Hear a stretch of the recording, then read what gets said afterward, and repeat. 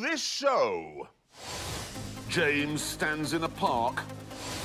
I panic in a shop. And Richard is touched by a man. All that is coming later. It is not.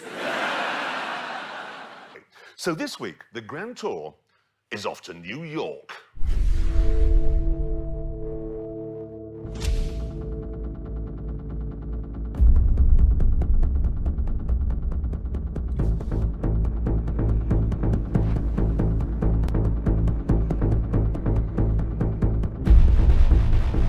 And here it is. Deep inside the concrete canyons of Manhattan. The fastest, most beautiful, most expensive car Ford has ever made. Some are saying that it's just a 647 horsepower racing car for the road, but actually, it's a lot more than that.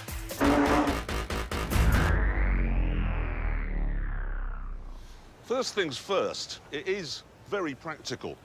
It's got a boot which is the exact same size as the glove box on a Renault Clio, so you can get your luggage in easily. And unlike the previous GT, it's got doors that you can open in a car park because they go up rather than out. And you can get inside even if you have a head.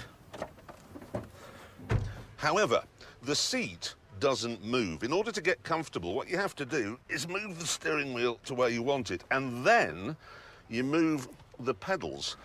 Pull this sort of ratchet strap here and... Right. Is that fixed?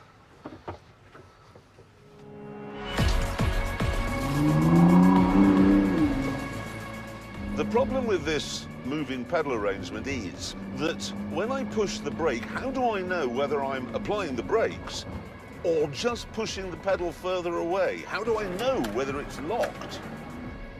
I don't. After some nerve-wracking city centre miles with a swallowy Adam in my Big Apple, I arrived in Central Park, the start point of the race that no one's been asking about. And dressed like everyone else, my rival was waiting. There he is, Mr. Slowly. Morning. Oh, hang on. Right, what's the plan? Well, we're going to find out whether it's faster to fly or drive from here to the Canadian border. Fly. Oh, well, no, you say that, but if you look on a map, OK, you, because you're not using a car, will have to go from here in Central Park, OK, on a train to JFK, then fly to Buffalo, and then use a bus to get to the finish line at the Niagara Falls, where I'll be waiting for you. You won't be waiting for me. Well, this thing does 216 miles an hour. Yes, I know, but where between there and there are you going to do 216 miles an hour? Yes, but you've got to spend 2 hours at JFK being touched inappropriately and giving them your toothpaste. And anyway, you've got a handicap. What handicap? Here it is. Seriously? Yes. I thought you was in hospital. No, you mean you hoped he was in hospital, but he isn't. He's come all the way out here. He's keen to get back to work. So I've become a carer. Is that what you're saying? Yes. Morning, Hammond. Morning, chaps. How are you? We're very well. You do know this is a race car, don't you? Yes, apart from the fact it's got indicators and a rear-view mirror and Yeah, but lights. it was built to go racing, and you do know racing cars never work on the road. After an hour in this, you'll be scared you're going to die. After 2 hours, you'll be scared in case you don't die. Should we just get on with this? Ready? Yes. What was that? Just nothing. That looks tremendous, Oh, actually. got it up again now. That was in its VMAX mode. Right, ready? Steady? Yes. Go! He hasn't got a chance, has he? Well, as if you just stand there. Come on, let's go. It's this way, come on. And now we are leaving the park.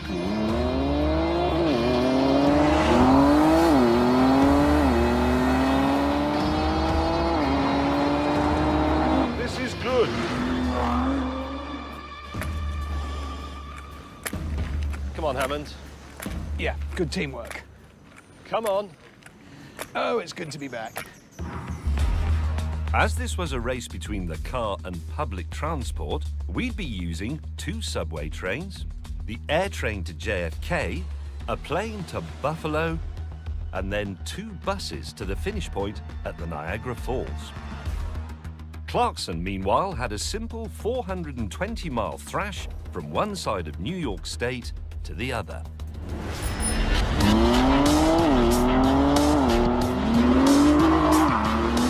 Yes! They're green on 89! And they're green on 90th! We are screaming along now! There are some steps here. Can you manage? Yes.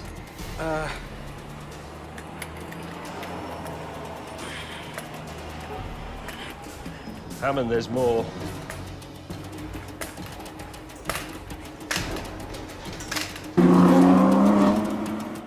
Start, begin.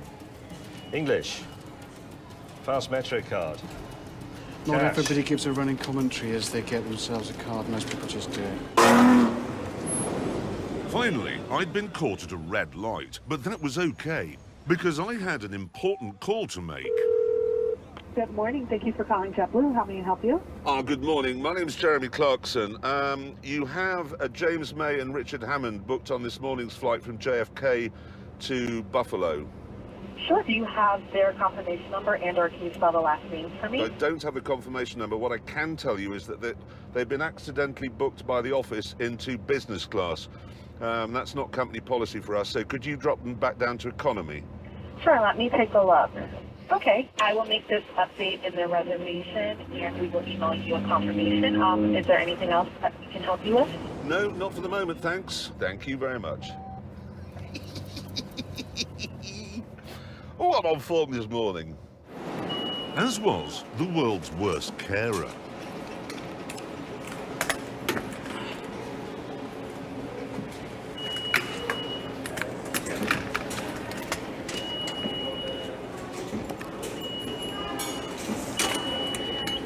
Come on. With the world's clumsiest driver stuck in a barrier, I was getting used to the monster that was powering me through Manhattan. I used to own the old Ford GT, and that was a brilliant car in every way. Apart from the fact that it was the size of a football pitch, I knocked myself out every time I closed the door. I couldn't see what was coming at junctions, and it had such a small fuel tank that I could only go about 6 yards between fill-ups. This new version, however, is completely different. It is longer than the car I had, and wider, and harder to see out of. And incredibly, the fuel tank's even smaller. It only holds 12 gallons.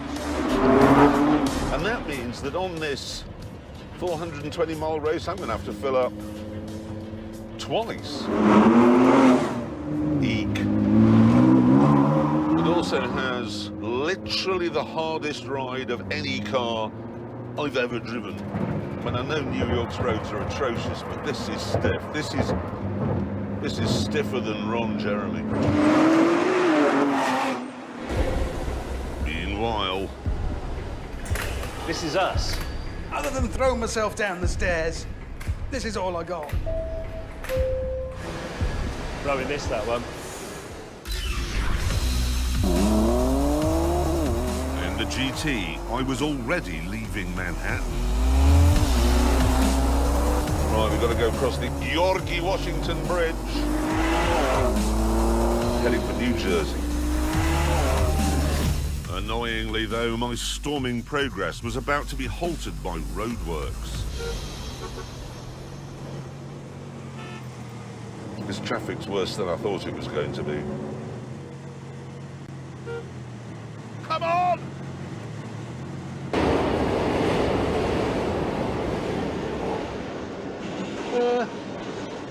James?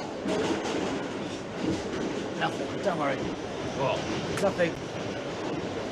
Yeah, but it means both of them, not just this one. Come and see the man without a disability sitting in the special seats. There's nobody else disabled down I'd be here. better if I could sit in that special seat that's reserved for me. It's reserved for disabled people. Not, Like me! You're not disabled. Temporarily, yes, I am. Yeah, so you're not What do you mean? disabled. I You've am. had I a can't playground injury as a result of your own half-wittedness. Oh. That's not disabled. I'm That's an surprised insult you to don't do genuinely more disabled charity work with people. the differently able.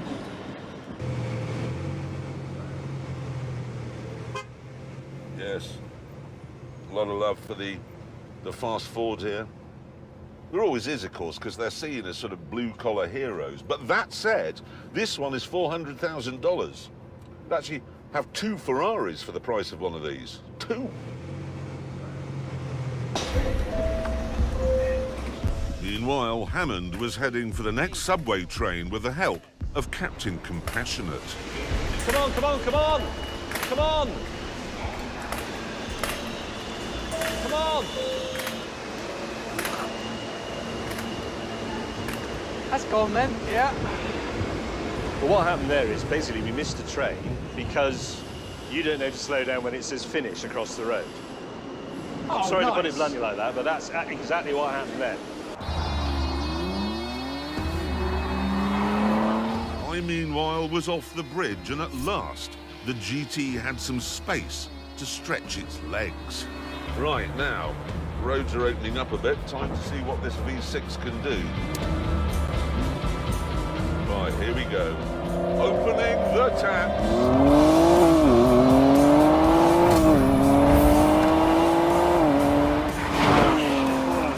Bloody Nora!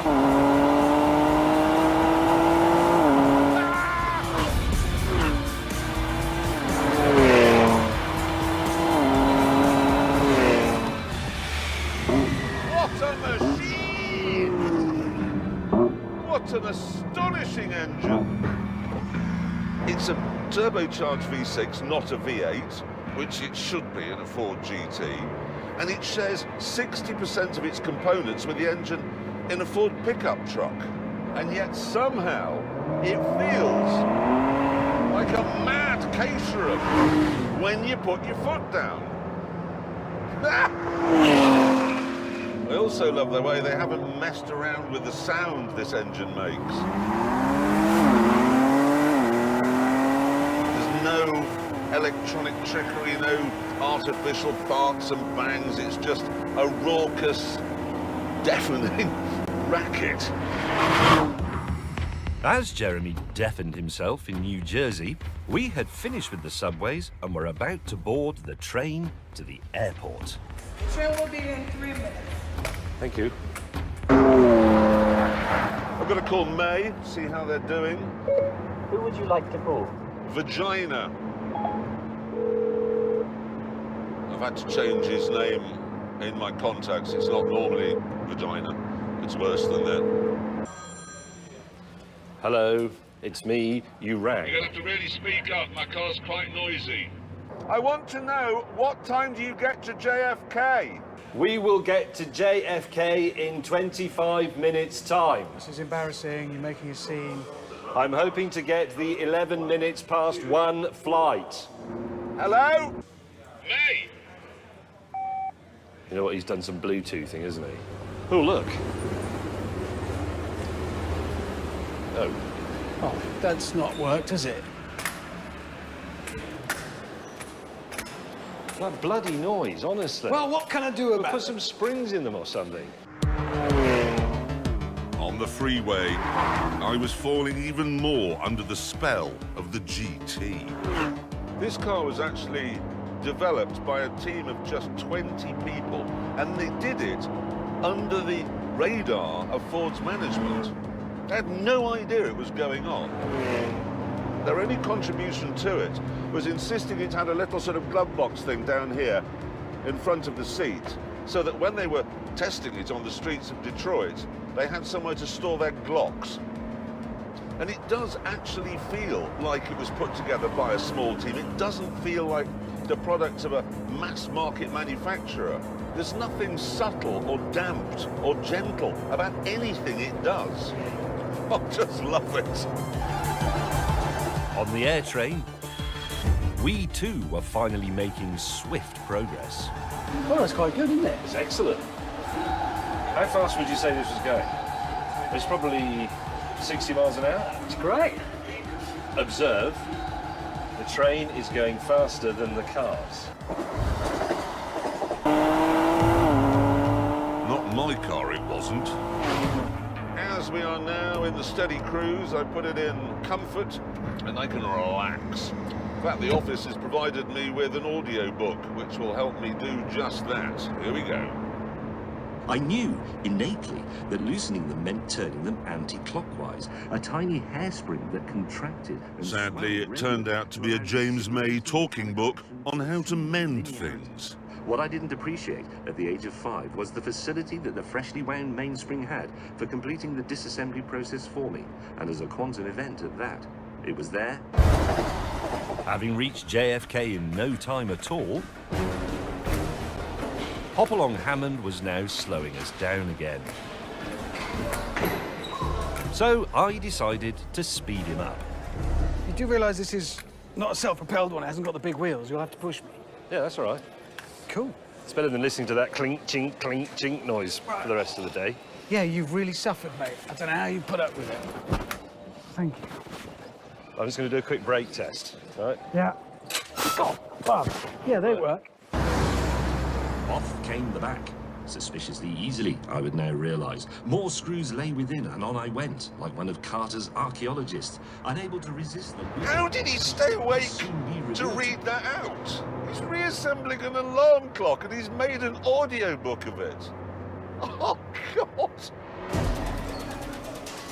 With Hammond now on 4 wheels, we were doing well. This is so easy. Everything from out of your pockets? However, You able to stand? Yes, on crutches. James, have you got my crutches? Well, I left them back in the... Well, no, I can't get in there without crutches. Well, I didn't think what you were complaining about them. I didn't think you wanted them anymore because you're a wheelchair. It's a reserve parachute, you know? Well, I'm not using that. Right, we haven't got the crutches. So please may we go through the... We'll have them patted down. What's it? Pat down. Yeah, okay. It may have been okay for him, but it definitely wasn't okay for me.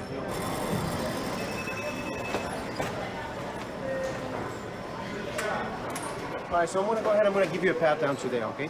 All right, so the pat down consists of me starting from the top, all the way to the top of your feet. For your sensitive areas, I have to use the back of my hands in a sliding motion from your waist going down over your groin and across your groin as well. Then sliding my way down your leg, okay?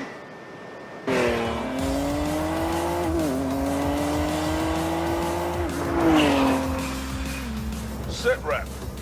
300 miles to go, and I've been doing 16.4 miles to the gallon. Now I'm on the motorway. That's not bad. I mean, it's not a Prius, but it's not bad.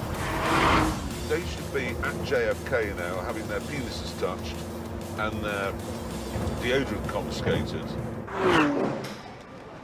I'm gonna go up and down, okay?